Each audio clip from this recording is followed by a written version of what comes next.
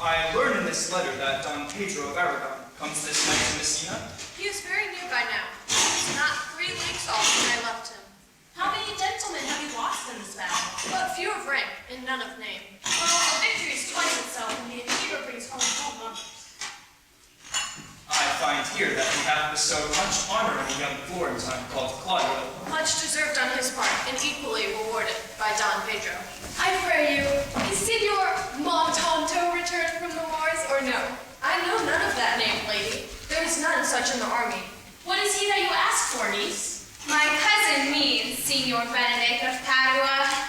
Oh, he's returned, and as pleasant as ever he was. I pray you, how many hath he killed and eaten in these wars? But how many hath he killed? For indeed, I promise to eat all of his killing. He hath done good service in these wars, lady. You had stale food, and he hath helped to eat it.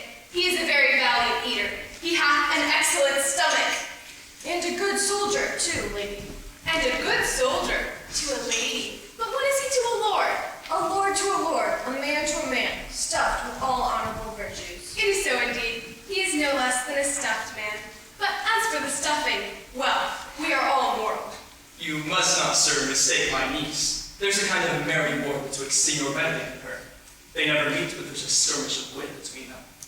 I pray you, who is his companion now? He hath every month a new sworn brother.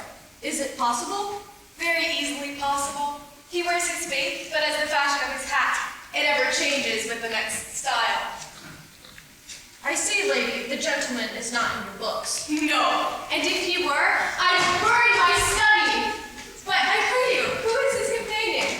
Is there no young hothead who will make away with him to the devil? He is most in the company of the noble Claudio. Lord, he will hang upon him like a disease. He is sooner caught with a pestilence, and the taker runs presently mad. God help the noble Claudio. If he hath caught the Benedict, it will cost him 1,000 pounds ere he be cured. I will remain friends with you, lady. Do, good friend. Don Pedro has arrived. Good, Signor Leonardo. Are you come to meet your trouble? The custom of the world is to avoid costing. You encounter it. Never came trouble to my house in the likeness of your grace. You embrace your charge too willingly. I think this is your daughter? Her mother hath many times told me so.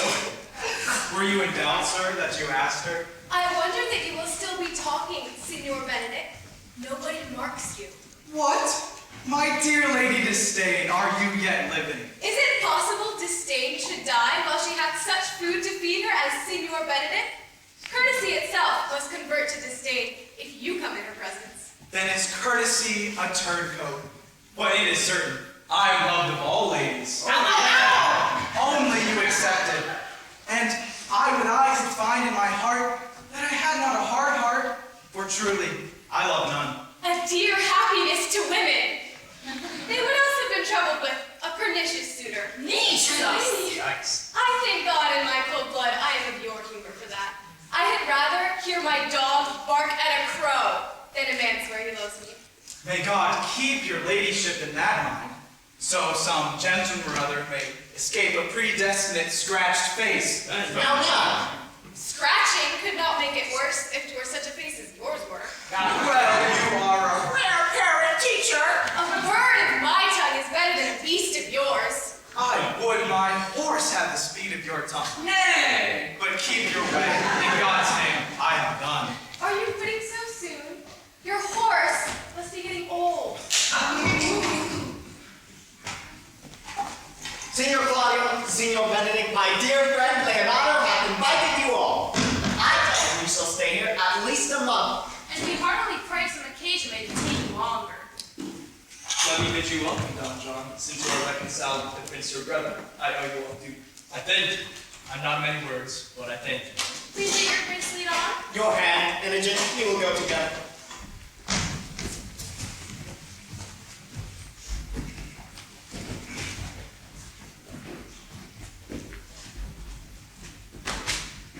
Benedict, didst thou note the daughter of Signor Leonardo? I noted her not, but I looked on her.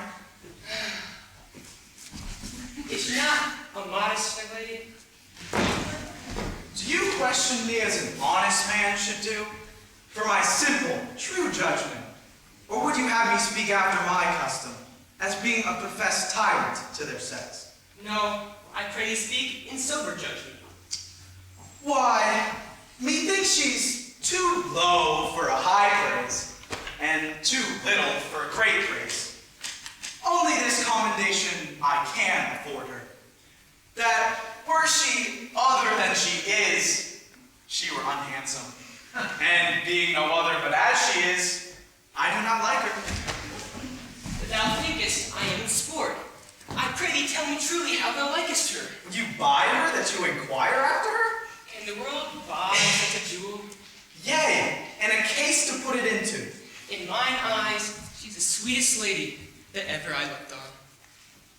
I can see yet without spectacles, and I see no such matter. There's her cousin, if she were not possessed with a fury. Exceeds her as much in beauty as the 1st of May doth the last of December. But I hope you have no intent to turn husband, have you? I would scarce trust myself, though I'd sworn the contrary, if Hero would be my wife. Is it come to this? Will I never see a bachelor of 80 again? Look, Don Pedro's returned to see you. What secret hath helped you here that you follow not to Leonardo's? I would your grace constrain me to tell. I charge thee on thy allegiance. You hear, Count Claudio? I can be secret as a dumb man. But on my allegiance, mark you this, on my allegiance, he is in love with who? Mark how freckled his answer. With Hero, Leonardo's ginger daughter. If this were so, so it were uttered. Amen, if you love her, for the lady is well worthy. You speak this to fetch me in, my lord. By my troth, I speak my thought. And in faith, my lord, I spoke mine. And by my 2 faiths and troths, my lord, I spoke mine. That I love her, I feel. That she is worthy, I know. That I neither feel how she should be loved, or know how she should be worthy, is the opinion that fire cannot melt out of me. I will die in it at the stake. Thou wast ever an obstinate heretic in the despite of beauty. And could never maintain his part, but in the force of his wills. That a woman conceived me, I thank her. That she brought me up, I likewise offer her most humble thanks. But all women shall pardon me, because I will not do them the wrong to mistrust any. I will do myself the right to trust none. And the fine is, for the which I may go the finer, I will live a bachelor.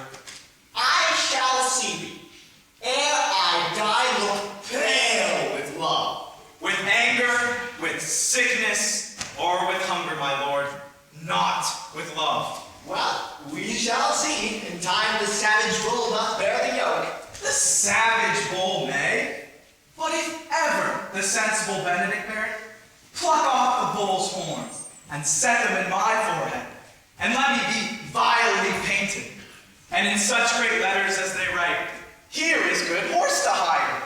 Let them signify under my image, here you may see Benedict, the married man. You talk too much. In the meantime, good Signor Benedict, go to Leonardo's. Commend me to him and tell him I will not fail him at supper, for indeed he hath made great preparation. I have almost matter enough within me for such an episode, and so I commit you. To this wishing of God. From my house, if I had it. The 6th of July, your loving friend Benedict. Nay, mock not, and so I leave you. Hath Leonardo any son, my lord? No child but Hero. She's his only heir. Dost thou like her, Claudio?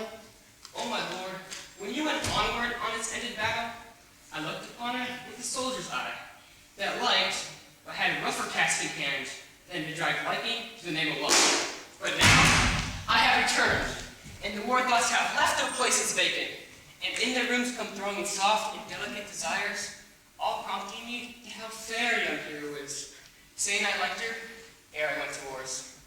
Thou wilt be a lover presently, and tire the hearer with the book of words. Thou dost love fair Hero, cherish it, and I will speak with her and with her father, thou shalt have her. Was it not to this end that thou beganest to twist so fine a story? How sweetly you administer to love, that no love's grief by his complexion. But, lest my liking too sudden seem, I would have it smoothed over with a longer discourse. I know we shall have revelry tonight. I will assume thy part in some disguise and tell fair hero I am Claudio. Then in private to her I will clasp my heart, and then after to her father will I speak, and the conclusion is she shall be thine. In practice, let us put it presently.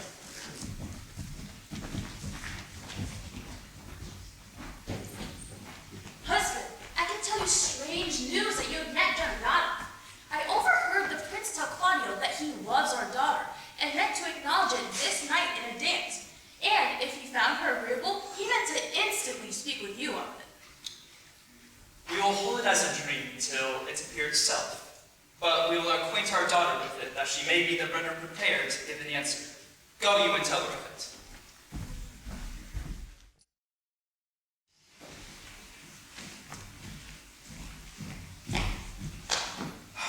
My lord, why are you thus out of measure sad? There's no measure in the occasion that breeds, therefore sadness is without limit. You should hear reason. When I have heard it, what blessing brings it? If not a present remedy, at least a patient sufferance. I wonder that thou, being as thou sayest thou art, born under Saturn, goest about to apply moral medicine to mortifying mischief. I cannot hide what I am. I must be sad when I have cause and smile at no man's jest. Eat when I have stomach and wait for no man's leisure. Sleep when I am drowsy and tend on no man's business. Laugh when I am merry and flatter no man in his humor. Yea, but you must not make full show of this till you may do without restraint. You have lately rebelled against your brother, and he hath taken you newly into his grace, where it is impossible you should take true root, but by the fair weather that you make yourself. It is needful that you frame the season for your own harvest. I had rather be a canker in a hedge than a rose in his grace. And it benefits my blood to be disdained by all than a fashion that carries smuggle from any. In this, though, it cannot be said that I am a flattering, honest man. It must not be denied, but I am a plain dealing billy. I am trusted with the muzzle and enfranchised with the claw. Therefore, I have decreed not to sing in my cage. If I had my mouth, I would bite. If I had my liberty, I would do my liking. In the meantime, let me be that I am, and seek not to alter me. Can you make no use of your discontent? I make all use of it, for I use it only. Who comes here? What news, Braccio? I came yonder from a great supper. The prince, your brother, is royally entertained by Leonardo, and I can give intelligence of an intended marriage. Will it serve any model to build mischief on? What fool is he that betroths himself to unquietness? Very.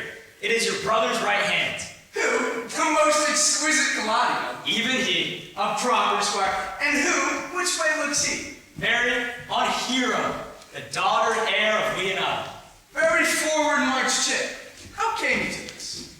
I heard it agreed upon that the prince should woo Hero for himself and, having obtained her, give her to Count Claudio. Come, let us thither. This may prove food to my displeasure. That young upstart hath all the glory in my overthrow. If I can cross him in every way, I bless myself in any way. You're both trustworthy and will assist me. To the death, my lord. Let us to the great supper. We'll wait upon your lordship.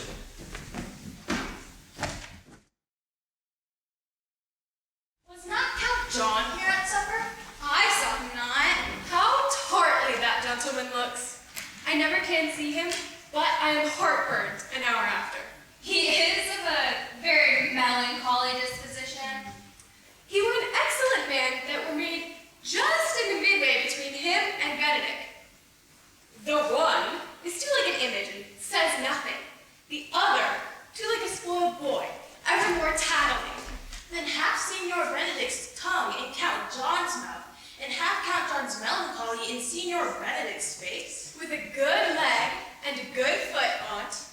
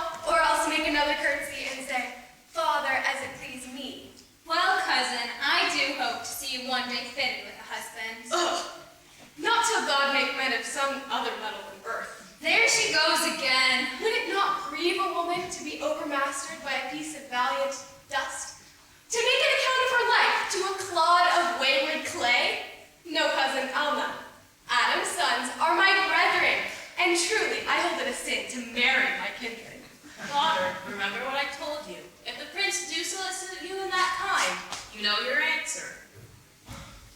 The revelers are entering. Make them room.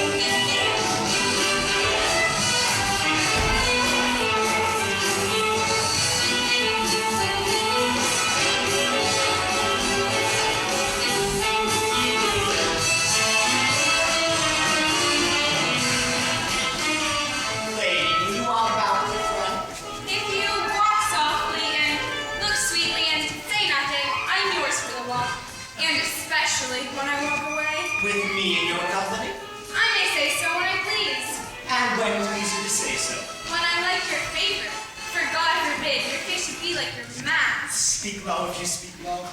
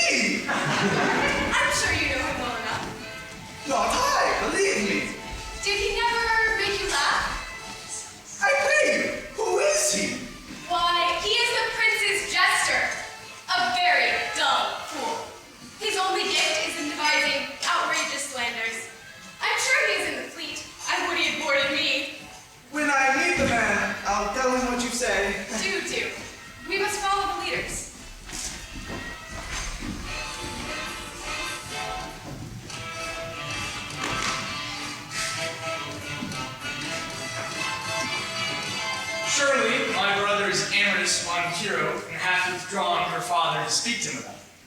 The ladies follow, and one match remains. This is Claudia. I know him by his bearing. Are you not Signor Benedict? You know me well. I am he. Signor, you are very near to my brother in his favor. He is enamored on Hero. I pray you to sway him from her. She is no equal for his birth. How know you he loves her? I heard him swear his affection. So did I too. And he swore he would marry her tonight. Let us to the banquet.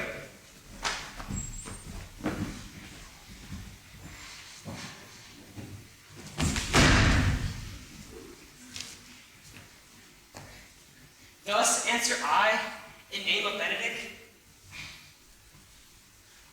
But hear these ill news with the ears of Claudio. 'Tis certain so. The prince rules for himself. Friendship is constant in all other things, except in the business and affairs of love. Therefore, let all hearts in love use their own tongues. Farewell, hero. Count Claudio?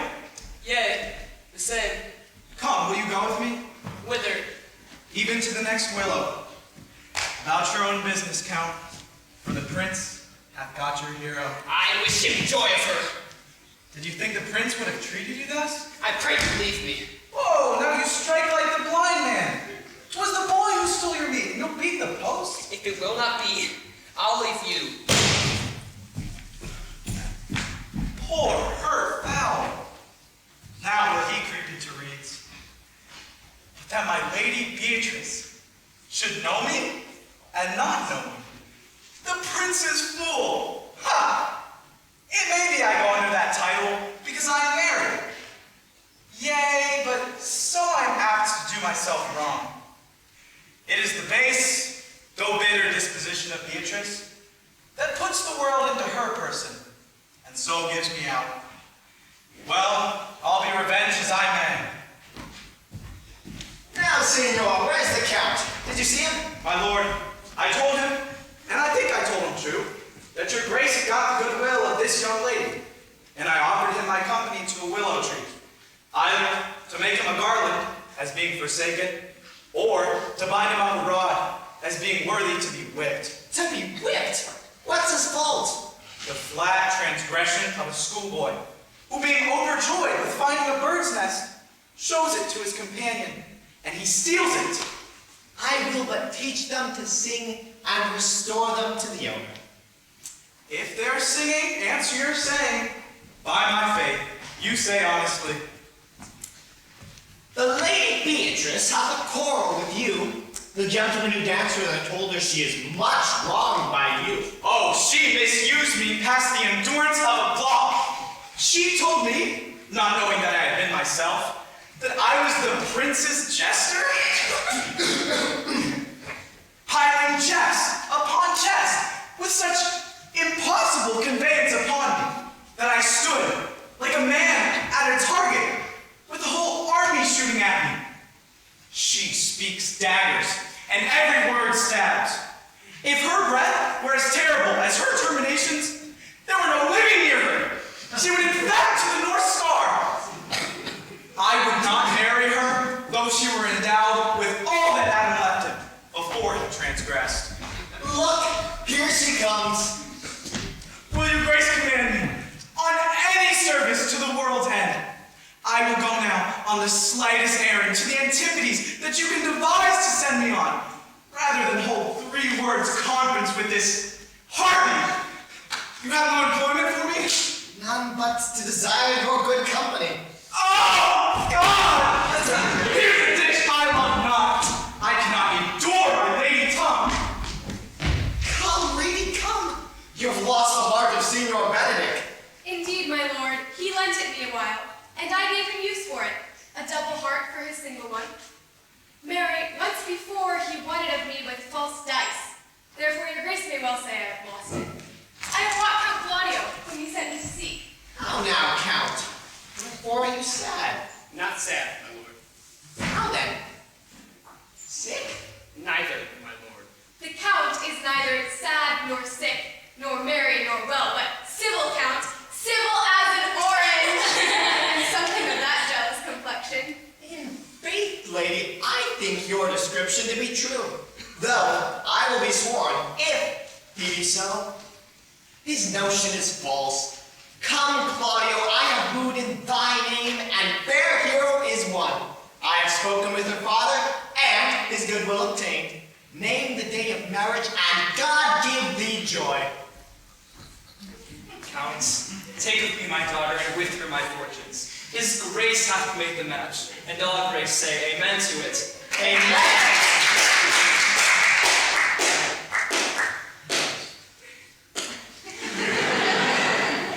Speak, Count, 'tis your cue.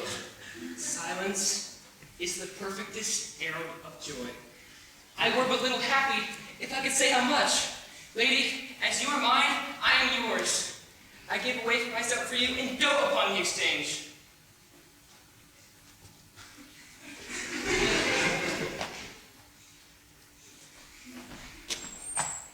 Speak, cousin, or if you cannot, stop his mouth with a kiss, and let not him speak neither.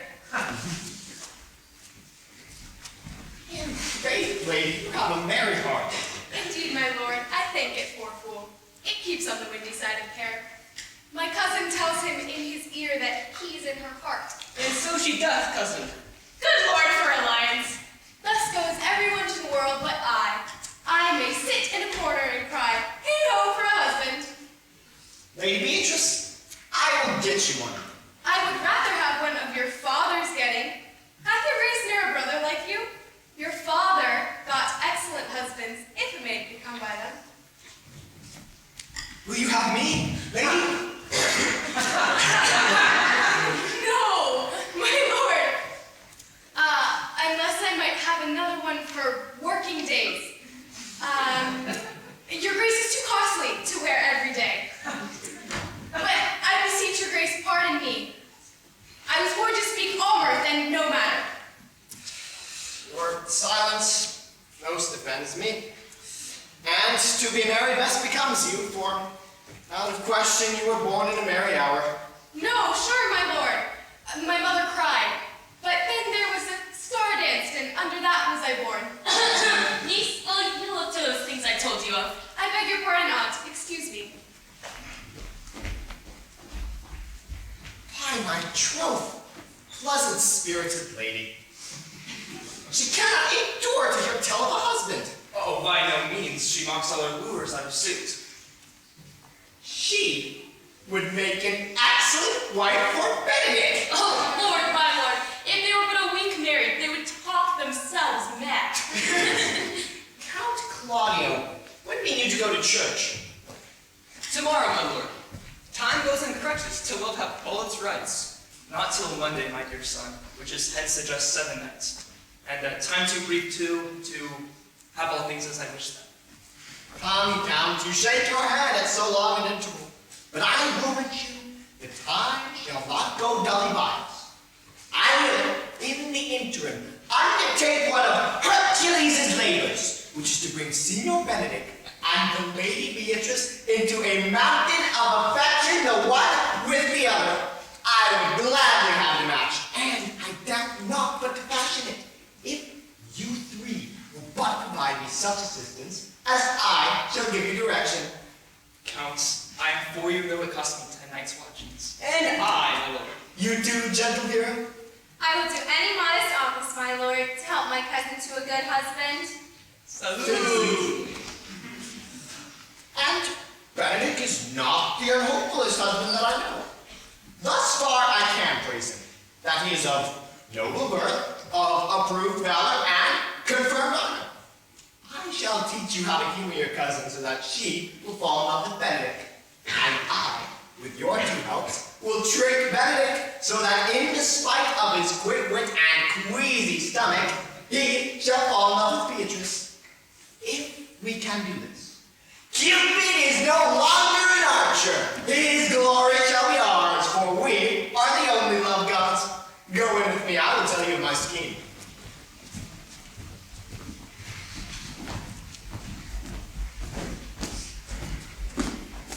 It is so. Count Claudio shall marry the daughter of Leonardo. Yea, my lord, but I can cross it. Any bar, any cross, any impediment will be medicinal. I am sick and displeased with it, and whatsoever comes before its affection suits me. How canst thou cross this? Not honestly, my lord, but so covertly that no dishonesty shall appear in it. Tell me briefly how.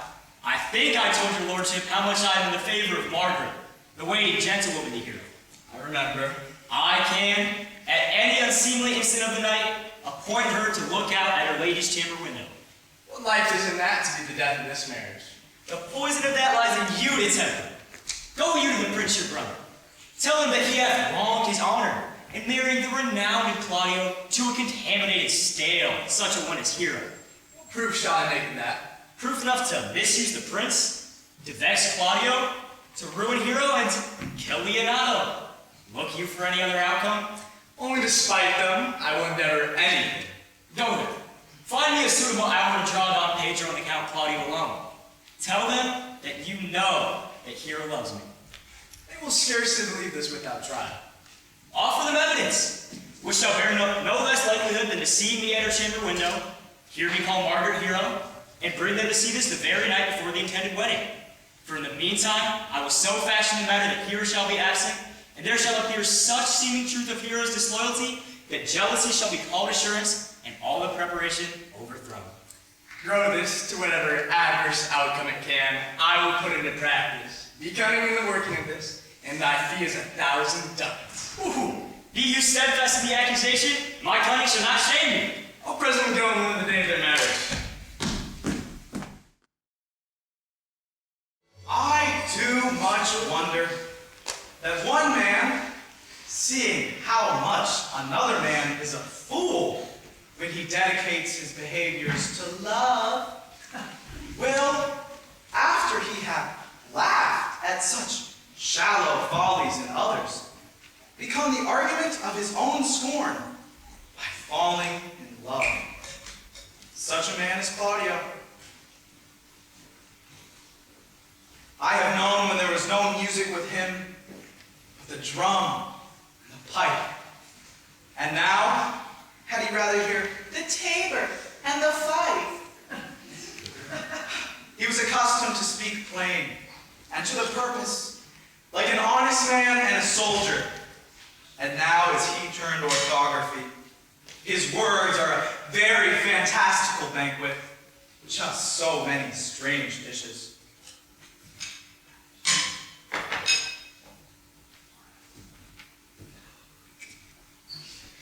May I be converted and see with these eyes? I cannot tell. I think not. I may not be sworn, but love may turn me to an oyster. But I'll take my oath on it. Till he had made an oyster of me, he will never make me such a fool. One woman is fair, yet I am well. Sorry. Another wise, yet I am well. Another virtuous, yet I am well. But till all graces be in one woman shall not come in my grace. Rich she shall be, that's certain. Wise, or I'll none. Virtuous, or I'll never cheapen her. Fair, or I'll never look at her. Mild, or come not near me.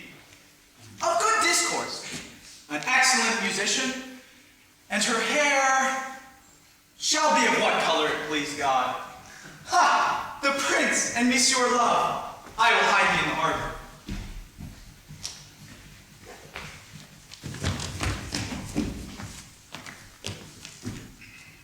See you where Benedict hath hid himself? Oh, very well, my lord. Come hither, Leonardo. What was it you told me of today? That your niece, Beatrice, was in love with Signor Benedict? I did never think that lady would have loved any man. No, nor I neither, but most wonderful that she should so dote on Signor Benedict, whom she hath in all her behavior seemed ever to abhor. Is it possible? Sits the wind in that corner? By my troth, my lord, I cannot tell what to think of it, but that she loves him with an enraged affection. Maybe she doth but counterfeit. Faith, like enough. Counterfeit?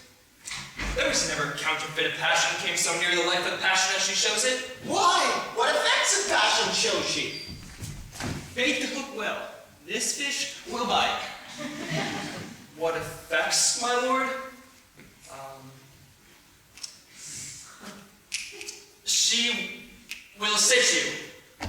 You heard my daughter tell you that. She did indeed. How, I pray you? You amaze me! I would have thought her spirit had been invincible against all assaults of affection. I would have sworn it had, my lord, especially against Benedict. I should think this is a hoax. But that Leonardo speaks it? Knavery cannot sure hide himself in such reverence. He hath gained infection. Keep it up. Hath she made her affection known to Benedict? No, and she swears she never will. That's her torment. 'Tis true, so your daughter says. Shall I, says Beatrice, that so often counted him a scorn, write to him that I love him? Oh, she tore the letter into 1,000 pieces, railed at herself to be so immodest as to write to someone that she knew would mock her. Then down upon me she falls, weeps, sobs.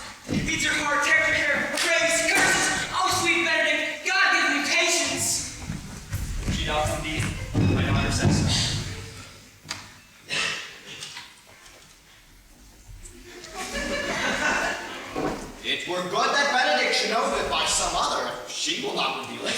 To what end? You make but sport of it, and torment the poor lady worse. If he should, it were a good deed to hang him. She's an excellent, sweet lady, and out of all suspicion, she is virtuous. And she is exceeding wise. In everything but loving Benedict. I'm sorry for her, as I just cause being her unknown to her guardian. I would she had bestowed this dotage onto me. I would have doffed all other respects and married her myself. I pray you, tell Benedict of it and hear what he will say. Worth good, think you?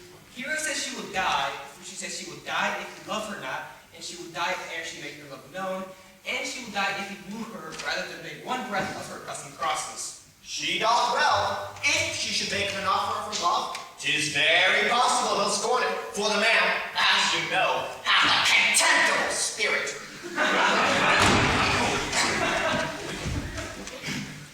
He's a very handsome man. He hath indeed an attractive appearance. And he is very wise. He doth indeed show some sparks that are like wit. And I take him to be valiant. Well, I am sorry for your niece. I love Benedict well, and I could wish that he would modestly examine himself to see how much he is unworthy of so good a lady. My lord, dinner's ready. If we do not go on her after this, I will never trust my predictions. Let there be the same net spread for her, and that must your daughter and the gentlewoman carry out. Let us send Beatrice to call him into dinner.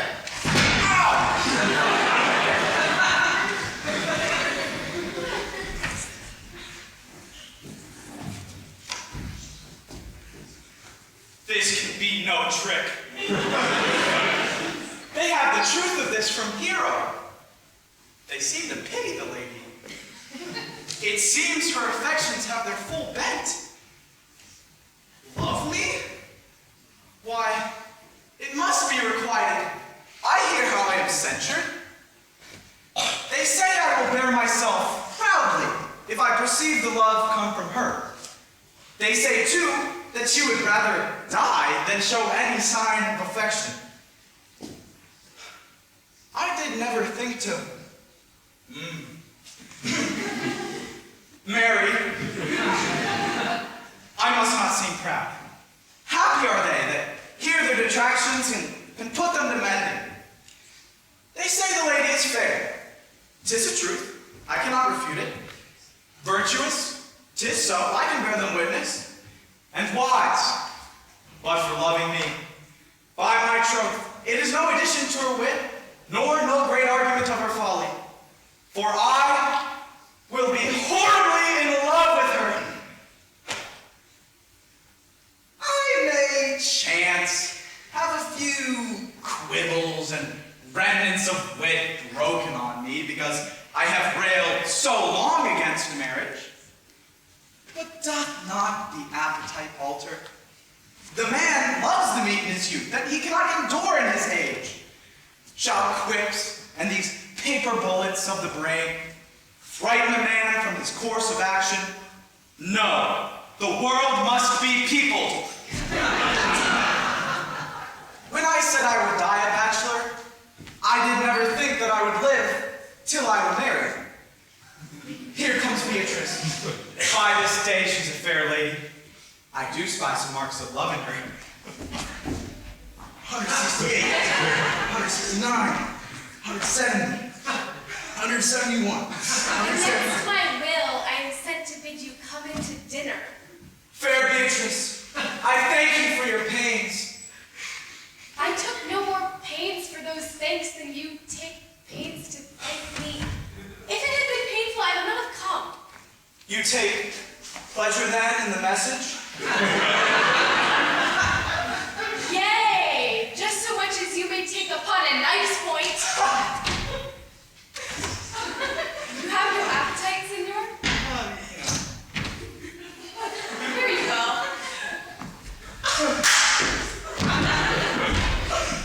Against my will, I am sent to bid you come in to dinner. There's a double meaning in that.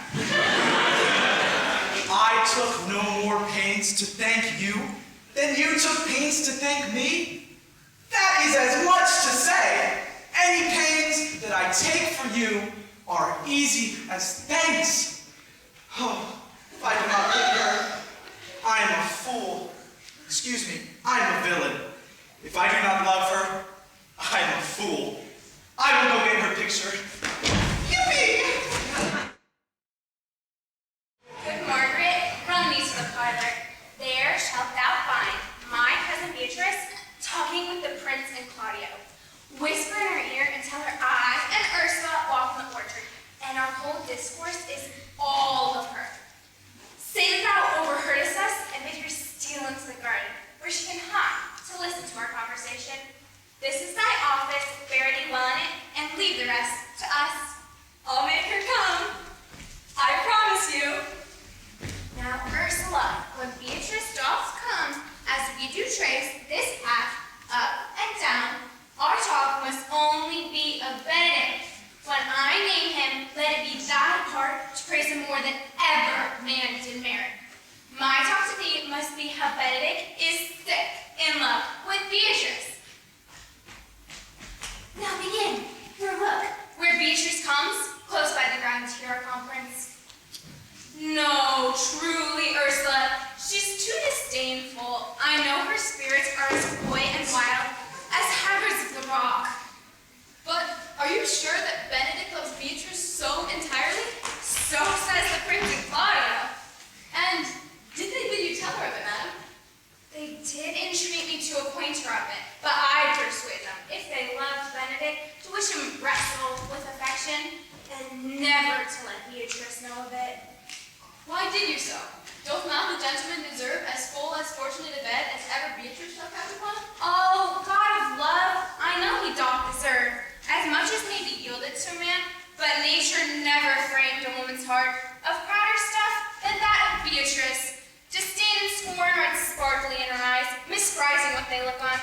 She cannot love, she is so self-endeared. Surely, I think so.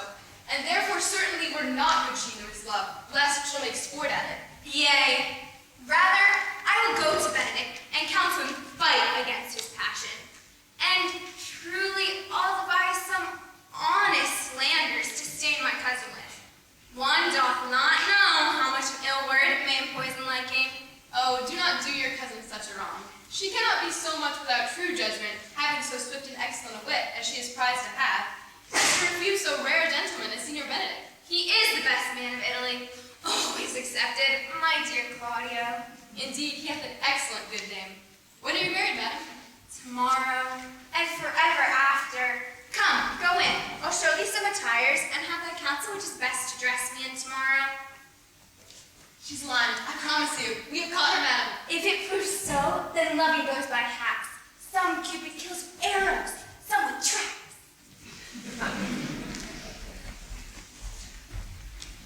What fire is in mine ears? Can this be true?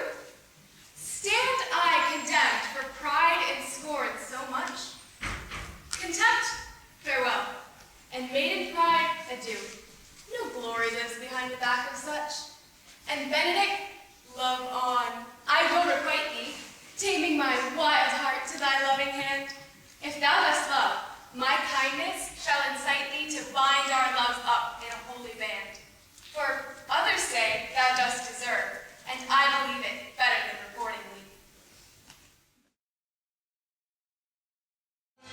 Benny boy, how the turns have tabled. Gowns, I am not as I have been. So say I, methinks you are sadder.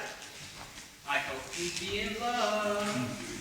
There's no true drop of blood in him to be truly touched with love. If he be sad, he wants money. I have the toothache. Draw it. Hang it. You must draw it first and hang it afterwards. Ugh. What, sigh for the toothache? Well, everyone can master a grief, but he that has it. Yet say I, he is in love. Hath any man seen him at the barber's? No, but the barber's man hath been seen with him. Nay, he drops himself a cologne. You cannot smell him out by that. much as say the sweet use of love. The greatest noted is his melancholy. And when was he one to wash his face? Conclude, he is in love. This no charm for the toothache. Old Senor, walk aside with me. I have 8 or 9 wise words to speak with you, which these hobby horses must not hear. Upon my life to speak with him about Beatrice. Tis even so.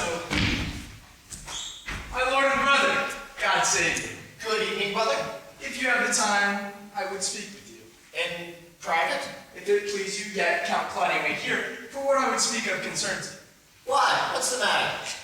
Means your lordship to be married tomorrow. You know he does. I know not that, when he knows what I know. Why? What's the matter? I came hither to tell you, and circumstances shortened, the lady is disloyal. Who? Hero? Even she, Leonardo's hero, your hero, every man's hero. Disloyal?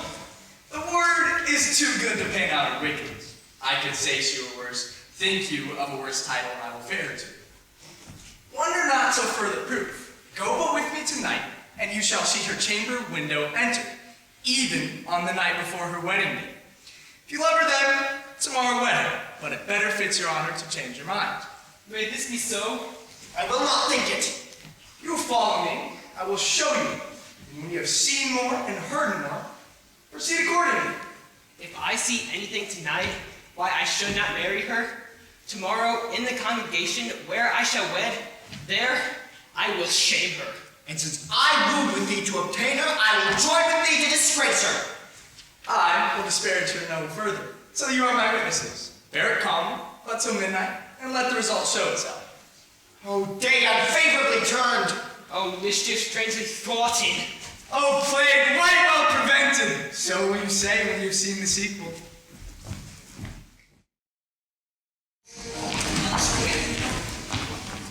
Are you good men and true? Yea, or else it were pity if they should suffer salvation in body and soul. Nay, that were a punishment too good for them, if they should have any allegiance in them, being chosen for the prince's watch. We'll give them their charge, neighbor Goatberry. First, who think you the most desertless man to be constable? George Seacole, for he can write and read, sir. Come hither, neighbor Seacole. God hath blessed you with a good name. To be a handsome man is a gift of fortune, but to write and read comes by nature. Both which Master Constable May you have. I knew it would be your answer. You are thought here to be the most senseless and fit man to be the constable of the watch, therefore bear you the lantern. Ooh. This is your charge. You shall comprehend all beggar men. You are to bid any man halt in the prince's name. How if he will not halt? Why, then, let him go, and depart in peace. And call the rest of the watch together, and thank God you are rid of knave. If he will not halt when he is bidden, he is none of the prince's subjects. True, and they are to meddle with none but the prince's subjects. You are to call at all the alehouses, bid those that are drunk, get them to bed. How if they will not, sir? Why, then, let them go and don't figure out, let them go and, you know, they're drunk already, so. If you meet a thief, you may suspect him to be no honest man, and for such kind of men, the less you meddle with them, the better it is for your honesty. If we know him to be a thief, shall we not lay hands on him? Truly, by your office you may, but I think they that touch pitch will be defiled. The most peaceful way for you, if you do take a thief, is to let him show himself what he is and steal out of your company. You've always been called a merciful man, brother. If you hear a child cry in the night, you must bid to the nurse and bid her calm it. How if the nurse be asleep and will not hear us, sir? Why, then depart in peace, and let the child wake her with his crying. For the ewe that will not hear her lamb when it baws, will never answer a calf when he bleats. 'Tis very true, 'tis very true. This is the end of the charge. Well, masters, good night. If anything important happens, call on me. Come, neighbor. Come, neighbor. Well, you are charged. Let us go sit here upon the church bench till 2, then to bed. What? Honest neighbors, I pray you watch about Signor Leonardo's door. For the wedding being there tomorrow, there is a great bustle tonight. Adieu. Be vigilant, I beseech you.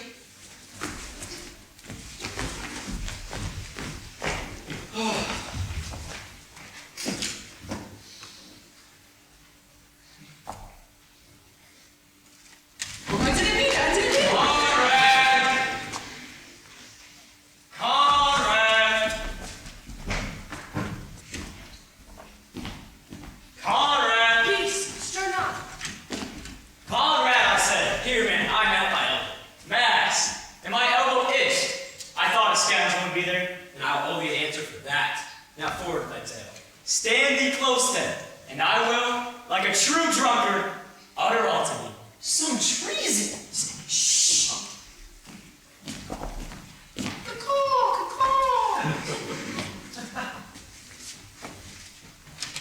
I have earned of Don John 1,000 ducats. Is it possible that any villainy should be so costly?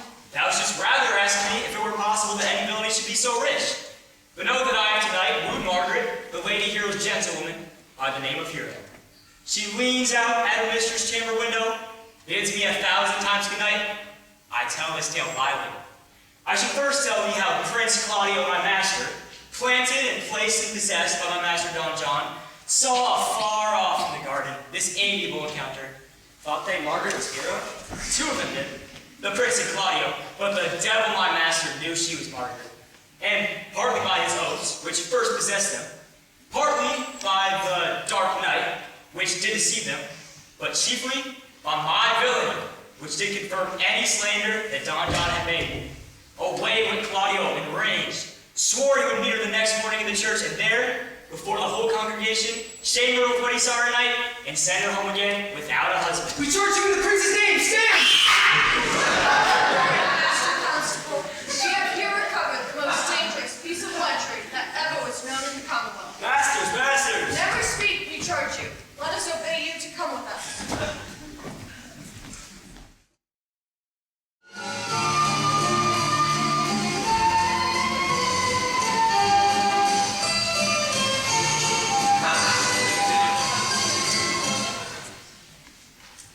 What would you with me, honest neighbors? Marry, sir, I would have some confidence with you that discerns you merely. Brief, I pray you, for you see it's a busy time with me. Marry, this is it, sir. Yes, in truth it is, sir. What is it, my good friends? Good man Burgess, sir, speaks a little off the matter. An old man, sir, and his wits are not so blunt as, in God help, I would desire they were. But in faith, honest as the skin between his brows. Yes, I thank God I'm as honest as any man living. That is an old man and no honester than I. Comparisons are odorous, neighbor Burgess. Neighbors, you are tedious. Oh, it pleases your worship to say so, but we are the poor Duke's officers. But truly, for my own part, if I were as tedious as a king, I could find in my heart to bestow it all on your worship. All thy tediousness on me? Yea, if 'twere 1,000 pounds more than 'twere. For I hear as good exclamation on your worship as of any man in the city. And though I be but a poor man, I am glad to hear it. And so am I. I would gladly know what you have to say. Marry, sir, our watch last night have ta'en a couple of as errant knaves as any in the sea.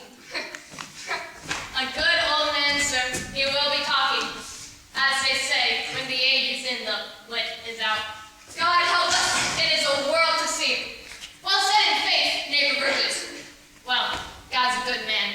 If 2 men ride of a horse, then one must ride behind. I must be good. Whoa, whoa, whoa, whoa. One word, sir. Our watch, sir, hath indeed comprehended 2 auspicious persons, and we would have them this morning examined before your worship. Take their examination yourself and bring it to me. I am now in great haste, as I may appear unto you. It shall be subject. My lord! They wait for you to give your daughter to her husband. All attend, I agree. Go, good partner. Get you to the sexton.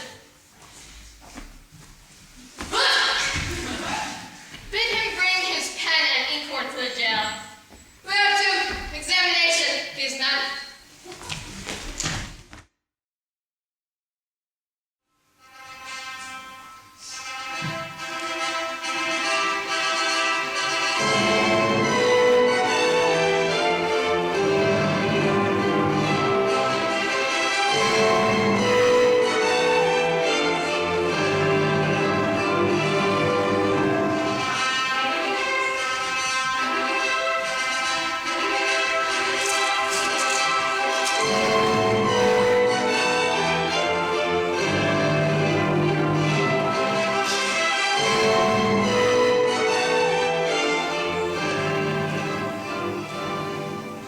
Come, Friar Francis, be brief, only to the plain ceremony of marriage, and you shall recount their particular duties afterwards. You come hither, my lord, to marry this lady. No. To be married to her, friar, you come to marry. You come hither, lady, to be married to this count. I do. If either of you know any inward impediment why you should not be conjoined, I charge you on your souls to utter it. Know you any hero? None, my lord. Know you any count? I dare make his answer. None. Oh, what men dare do? What men may do? What men daily do, not knowing what they do? How now? Interjections. Stand ye by, Friar. Father, by your leave, will you with free and unconstrained soul give me this maid, your daughter? As freely, son, as God did give her me. And what have I to give you back, whose worth may counterpoise this rich and precious gift? Nothing, unless you render her again. Sweet prince, you teach me noble thankfulness. There and now, take her back again! Give not this riding over to your friend. She but the sign and semblance of her honor. Behold, how like a maid she blushes here. Would you not swear, all you that see her, that she were a maid by these exterior shows? But she is none. She knows the heat of luxurious bed. Her blush is guiltiness, not modesty. What do you mean, my lord? Not to be married, not to knit my soul with crimson wine. Is my lord well that he doth speak so wide? Sweet prince, why speak not you? And what should I speak? I stand dishonored that God about to link my dear friend to a common stare. Are these things spoken or do I but dream? Sir, they're spoken, and these things are true. True! Oh God! This looks not like a nuptial. Let me put but one question to your daughter, and by that fatherly and kindly power that you have in her, bid her answer truly. I charge thee do so, as thou art my child. Oh, God defend me! How am I beset? What kind of questioning call you this? To make you answer truly to your name. Is it not Hero? Who can blot that name with any just reproach? Very that can, Hero. Hero itself can blot out Hero's virtue. What man was he talking with you last night out your window betwixt it 12 and 1? Now, if you're maid, answer to this. I talked with no man at that hour, my lord. Why did you underrate? Leonardo, I'm sorry you must hear, but upon mine honor, myself, my brother, and this grieved count did see her, hear her, at that hour last night, talk with a ruffian out her chamber window, who hath indeed most like a little Billy. Discuss the vile encounters they had 1,000 times in secret. Fine, fine. They're not to be named, my lord, not to be spoke of. There's not chaste enough in language without offense to utter them. Thus, pretty lady, I am sorry for thy much misgovernment. Oh, Hero, what a hero hast thou been, if half thy outward graces had been placed around the thoughts and counsels of thy heart. But fare thee well, most foul, most fair, thou pure in piety and impure purity. For thee, I'll lock up the gates of love, and on my eyelids sound suspicion hang, to turn all beauty into thoughts of harm, and evermore shall they be gracious. Hath no man stabbed your hero points privy.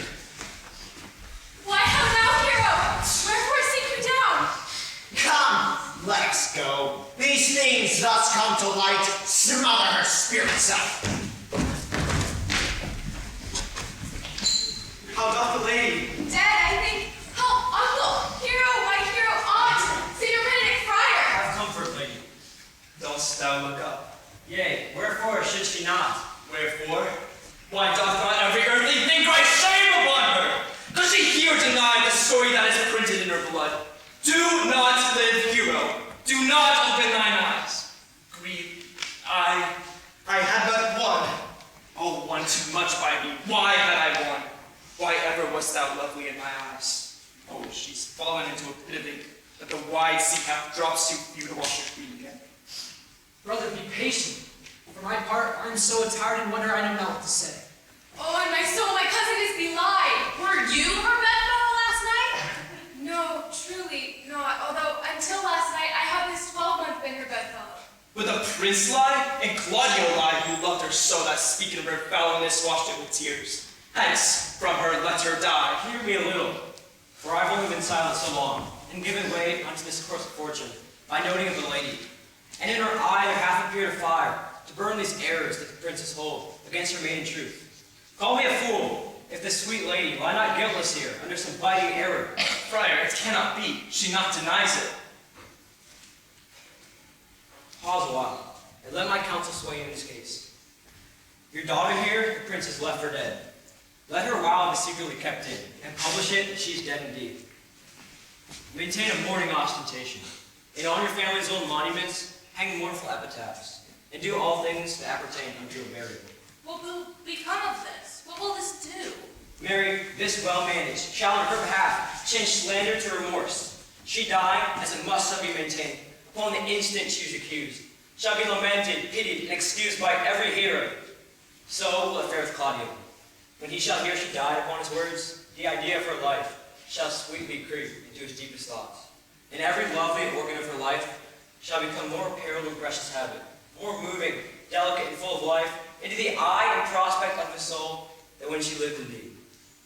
Then shall he mourn, and wish he had not so accused her. Good Signor, let the friar advise you. Being that I flow in grief, the smallest twine may weep. Come, lady, die to live. This wedding day is perhaps but prolonged. Have patience and endure.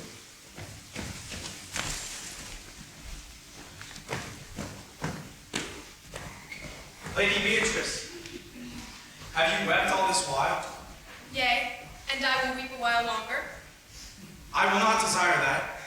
You have no reason. I do it freely. Truly, I do believe your fair cousin is wrong. How much might the man deserve of me that would right her? Is there any way to show such friendship? A very direct way, but no such friend. May a man do it? It is a man's office, but not yours. I do love nothing in the world so well as you. Is not that strange? As strange as the thing I know not. It were as possible for me to say, I love nothing so well as you. But believe me not.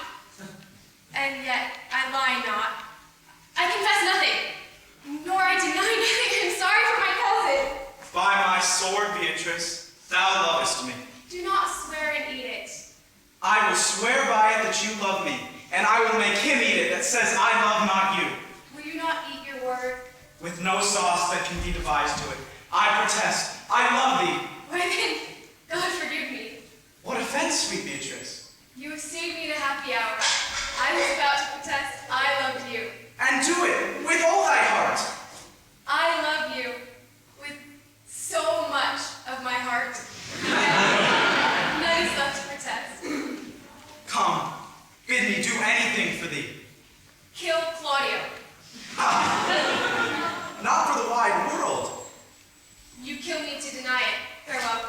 Tarry, sweet Beatrice. I am gone though I am here. There is no love in you. Nay, I pray you, let me go. Beatrice! In faith, I will go.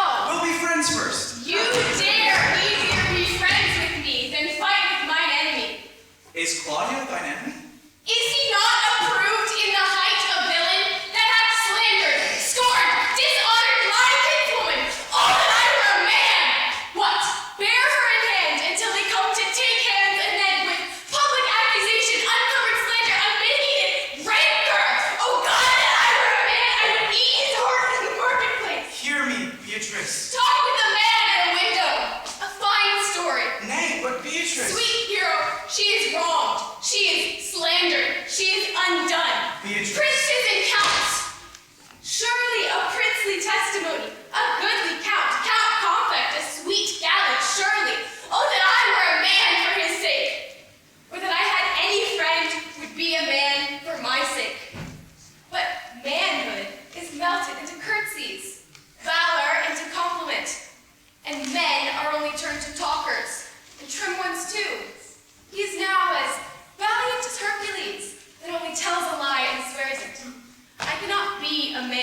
wishing.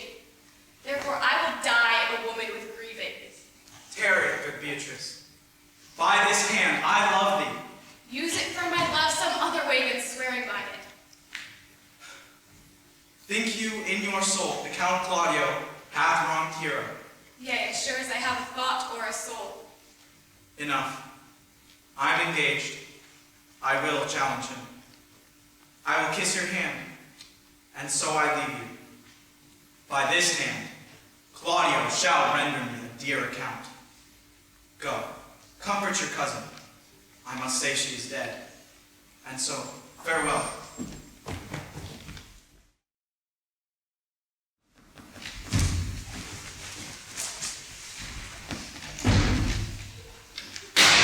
Proceed! Is our whole assembly clear?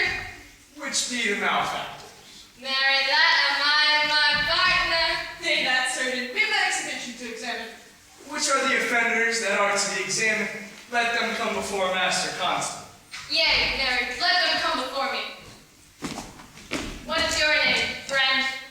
Oratio. Pray, write down Horatio. Yours, Cyril? I'm a gentleman, sir. My name is Conrad. Write down Master Gentleman Conrad.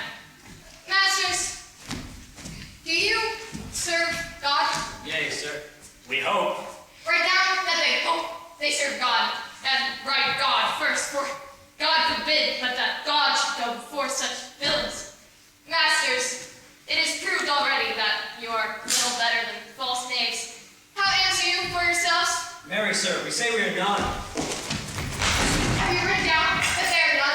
Master Constable, you go not the way to examine. You must call forth the watch that are their accusers. Nay, Mary, that's the best way. Let the watch come forth. Masters, I charge you, in the prince's name, accuse these men. This man said that Don John, the prince's brother, was a villain, sir. Break down, Prince John a villain. Why, this is black perjury to call a prince's brother villain. Master Constable. Pray thee, fellow peace. I do not like thy look, I promise thee. What heard you him say up? Mary, that he had received 1,000 ducats from Don John for accusing the lady hero wrongfully. Flat burglary as ever was committed. What else, fellow? And that Count Claudio did meet upon his words to disgrace Hero in front of the whole assembly and not marry her. Oh, villain, thou wilt be condemned to everlasting redemption for this. What else? This is all. And this is more, masters, than you can deny. Prince John is this morning secretly stolen away. Hero, in this manner accused, in this very manner refused, and upon the grief of this, suddenly died. Master Constable, let these men be bound and brought to Leonatus. I will go before and show them their examination. Find them. Off, Costco. God save my life. Where's the sexton? Let him write down Prince's officer, coxcomb. Come, find them. Away, you are an ass. An ass. Dost thou not suspect my place? Dost thou not suspect my age? Oh, that he were here to write me down an ass. But, masters, remember that I am an ass, though it be not written down yet. Forget not that I am an ass. No, thou villain, thou art full of hiding, as shall be proved upon thee by good witness. I am a wise fellow, and, which is more, an officer, and which is more, a householder, and, which is more, as pretty a piece of flesh as any in Messina. And one that knows the law, go to, and a rich fellow enough, go to, and a fellow that hath had losses, and one that hath 2 coats, and everything handsome about him. Bring him away. Oh, that I had been writ down an ass.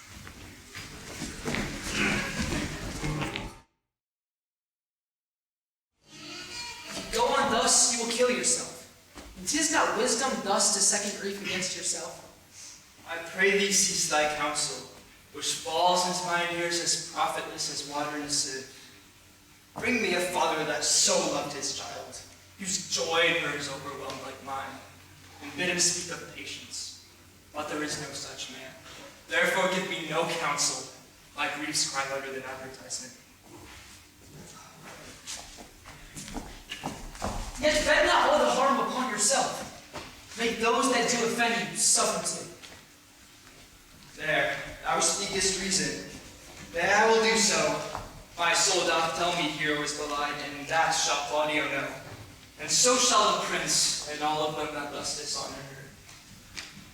Here comes the prince and Claudio hastily. Good afternoon. Good day to both of you. Hear you, my lords. We have some haste, Leonardo. Some haste, my lord? Well, fare you well, my lords. Are you so hasty now? Nay, do not quarrel with us, good old man. If he could avenge himself with quarreling, some of us would liable. Who wrongs him? Mary, thou dost wrong me. Thou hast so wronged my innocent child and me, that I enforce a later reference by challenge thee to a trial of a man. I say thou hast belied my child.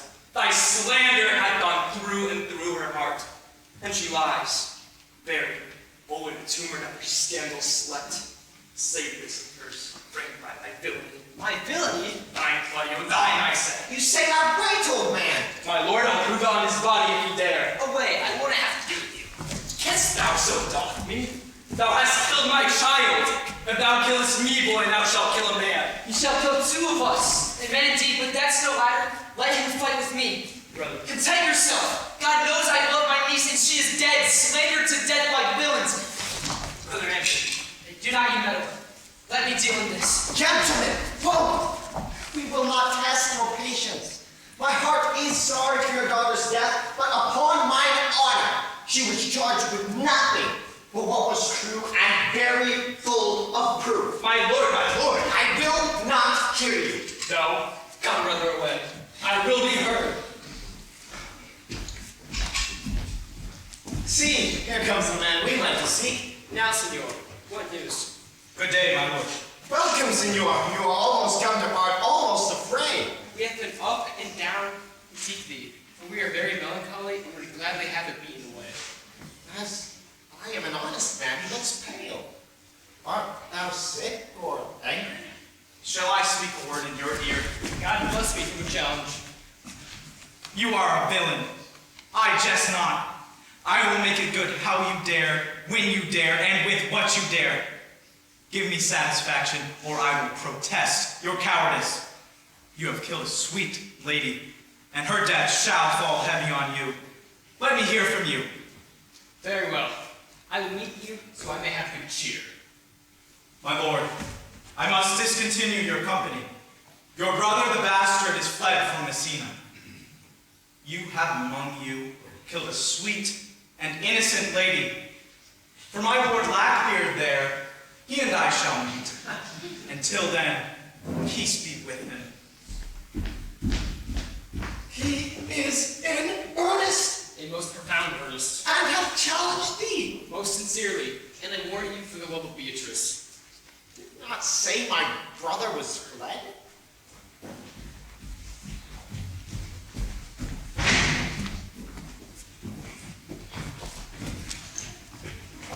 Now, two of my brother's men down. Officers, what offense have these men done? Nay, sir, they have committed false report.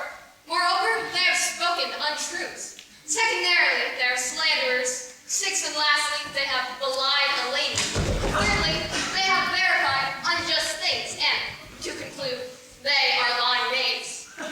Firstly, I ask thee what they have done.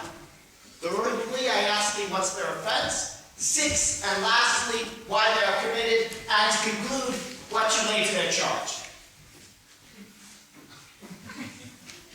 Master, this learned constable is too cunning to be understood. What's your offense? Sweet prince, hear me, and let this count kill me. I have deceived even your very eyes. What your wisdoms could not discover, these shallow fools have brought to light, who overheard me in the night confessing to this man how Don John, your brother, incensed me to slander the lady hero, how you saw me court Margaret in hero's garments, how you disgraced her when you should marry her. My villainy they have upon record, which I had rather seal with my death than repeat over to my shame. The lady is dead upon my and my master's false accusation, and briefly, I desire nothing but the reward of a villain. Runs not this speech like iron through your blood? I have drank poison while he uttered it. But did my brother set you on to this? Yea, and paid me richly for the practice of it. He is composed and framed of treachery, and flagrant upon his villainy. Sweet hero, now that image doth appear in the rare semblance that I loved first. Come, bring away the plaintiffs. By this time our sexton hath performed seniorly and not of the matter, and, masters, do not forget to specify, when time and place shall serve, that I am an ass. Oh, here comes Master Leonardo. Which is the villain? Which of these is he? If you should know your honor, look on me. Art thou the slave that with thy breath hast killed mine innocent child? Yea, even I alone. No, not so. Villain, thou beliest thyself. Here stand a pair of honorable men. A third is fled that had a hand in it. I thank you, princes, for my daughter's death. Record it with your high and worthy deeds. 'Twas bravely done if you bethink you of it. I know not how to pray your patience, yet I must speak. Choose your revenge yourself, and post me to what penance your invention can lay upon my sin. Yet I sins not, but in mistaking. By my soul, nor I. And yet, to satisfy this good old man, I will bend under any heavy weight that he'll enjoin me to. I cannot bid you bid my daughter live. That's more impossible. But I pray you both, inform the people in Messina here how innocent she died tonight. Hang for her an epitaph upon her tomb and sing it to her bones. Tomorrow, then, come you to my house, and since you cannot be my son-in-law, be yet my nephew. My brother hath a daughter almost the copy of my child that is dead, and she alone is heir to both of us. Give her the rights you should have given her cousin, and so dies my revenge.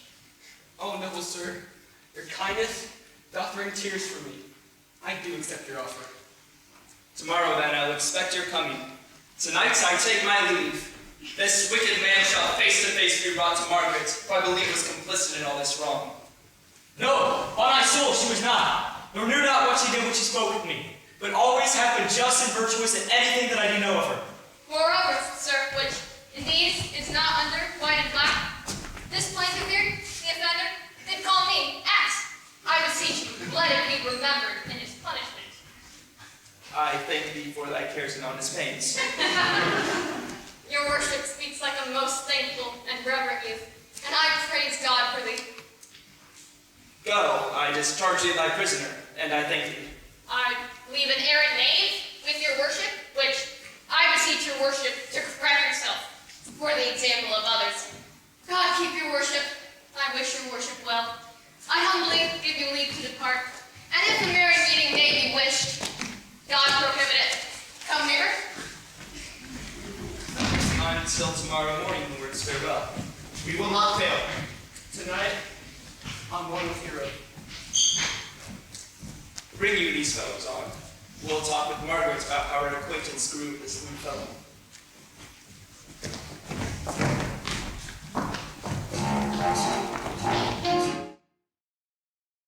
Pray thee, sweet Mistress Margaret, help me to speak with Beatrice.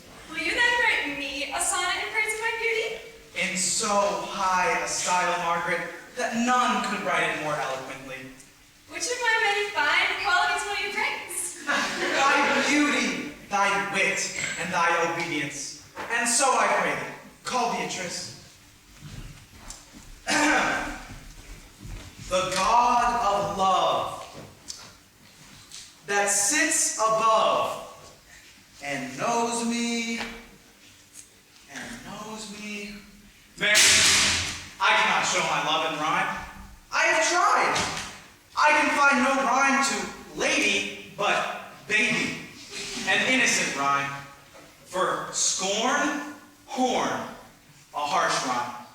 For school, fool, a babbling rhyme. Nay, I was not born under a rhyming planet, nor I cannot woo in fancy terms. Sweet Beatrice, wouldst thou come when I called thee? Yea, senor, and depart when you bid me. Oh, stay but till then. Then be spoken. Very well known. And yet, ere I go, let me go with what I came for, which is knowing what hath passed between you and Claudia. Only harsh words, and thereupon I will kiss thee. Foul words is but foul wind, and foul wind is but foul breath, and foul breath is noisome. Therefore, I will depart unkissed. Thou hast frightened the word out of its right sense, so forcible is thy wit. But I must tell thee plainly, Claudio undergoes my challenge. And either I must hear from him shortly, or I will subscribe him a coward.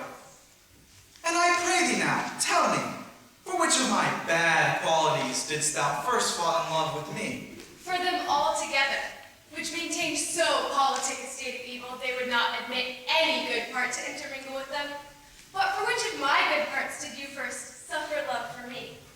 Suffer love, a good epithet, for I do suffer love indeed. I love thee against my will. In spite of your heart, I think. Alas, poor heart, if you spite it for my sake, I will spite it for yours, for I will never love that which my friend hates. Thou and I are too wise to woo peaceably. And I pray thee now, tell me, how doth your cousin? Very ill. And how do you? Very ill, too. Serve God, love me, and men. Here comes one in haste. Madam, you must come to your uncle. It is proved that my lady hero hath been falsely accused, the prince and Claudio mightily abused, and Don John is the author of all, who's fled and gone. Will you come presently? Will you go hear this news, senor? I will live in thy heart, die in thy lap, and be buried in thy eyes. And moreover, I will go with thee to thy uncle's. Did I not tell you she was innocent? So are the prince and Claudio who accused her upon the error that you heard debated.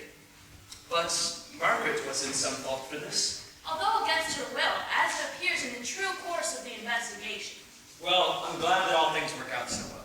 And so am I, being else by faith enforced to call young Claudio to a reckoning for it. Daughter, and you gentlemen all, withdraw into a chamber by yourselves, and when I send for you, come hither masked. You know your office, brother. Be father to your brother's daughter, and give her to young Claudio. Which I will do with a serious countenance. Friar, I must entreat your help, I think. To do what, senor? To bind me or undo me.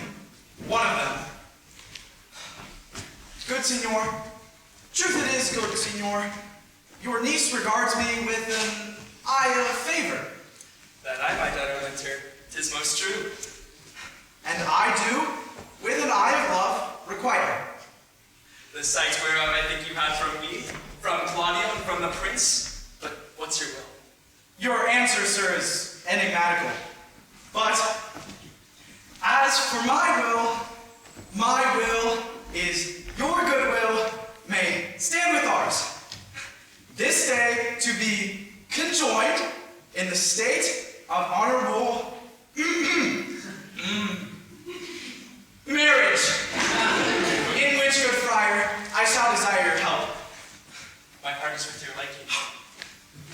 And my help. Here comes the prince and Claudio. Oh! Good morrow to this fair assembly. Good morrow, prince. Good morrow, Claudio. Are you yet determined today to marry my brother's daughter? I hold my mind. Bring her forth, friar.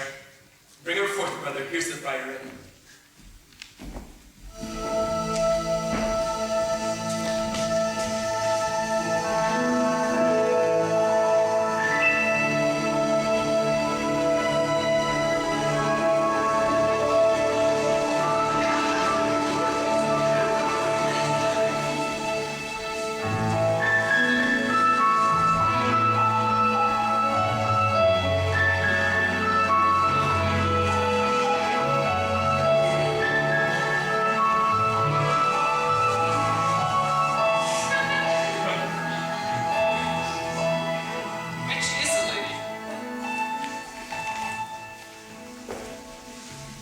Same as she, and I do give me her. Why then? She's mine. Give me your hand before this holy friar. I am your husband, if you will have me. And when I lived, I was your other wife. And when you loved, you were my other husband. Another hero. Nothing certainer. One hero died defiled, yet I do live. And surely as I live, I am a maid. The former hero! The hero that is dead! She died, my lord, but while her slander lived. All this amazement can I relieve when, after the holy rites have ended, I will tell you fully a fair hero's death. Meantime, let wonder seem familiar. Into the chapel, let us go presently. Wait, Friar, which is Beatrice? I answer to that name. What is your will?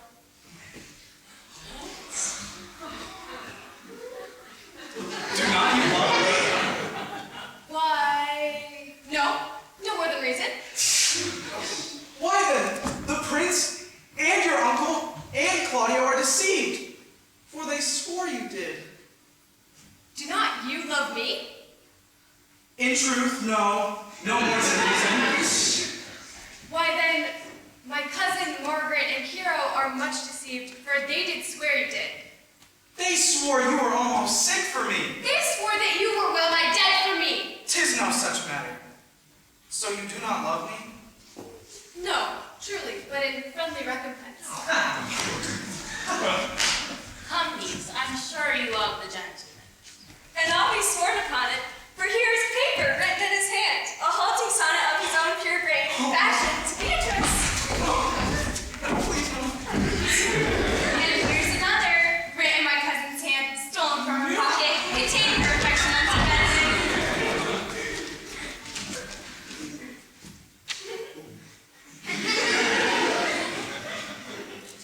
A miracle. Here's our own hands against our hearts. Come, I will have thee, but by this light I take thee for pity. I would not deny you, but by this good day, I yield upon great persuasion.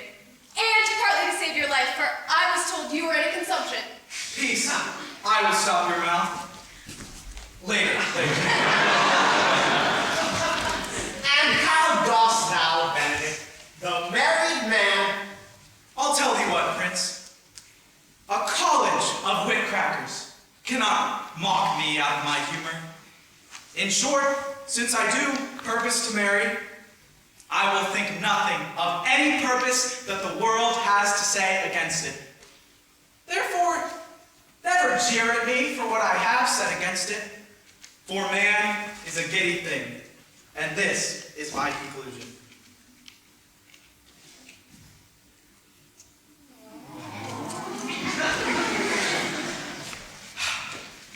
For thy part, Claudio, I did think to have beaten thee, but as thou art like to be my kinsman, live unbruised and love my cousin. Come, come, we are friends. Let us have a dance ere we are married. Prince, thou art sad. Get thee a wife. Get thee a wife. My lord, your brother John was captured as slave and is brought with armed men back to Messina. Think not on him till tomorrow. I'll devise thee worthy punishments for him. Strike up, pipers!